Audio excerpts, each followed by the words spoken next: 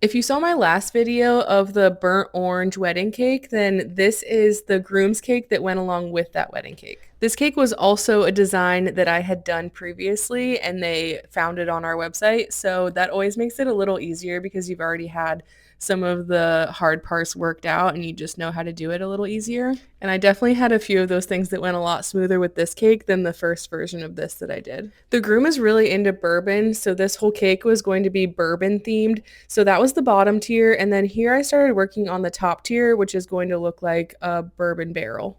I always like to put a thicker layer of buttercream under any fondant that I'm using just because nobody really likes to eat fondant and you don't want to miss out on the icing there. So I still end up putting it on there like I was doing a normal cake. To make the sides of the barrel look like the individual boards that would make it up, I use a fondant tool to draw on the wood grain and then I cut those into strips of fondant to make it look like the boards and attach those separately. And then I went through with some different shades of brown food coloring and painted on the wood grain just to accentuate some of those different knots and things like that. On the front of the barrel tier, I made a little label that looked like a bourbon bottle label, and it was customized with his last name and the year he was born. It says vintage 1996. And I don't know a whole lot about bourbon, but I was born in 1996 as well, and I don't feel vintage yet, but maybe bourbon from 1996 is considered vintage. If you know anything about bourbon, let me know. Is that considered vintage or am I just making that up?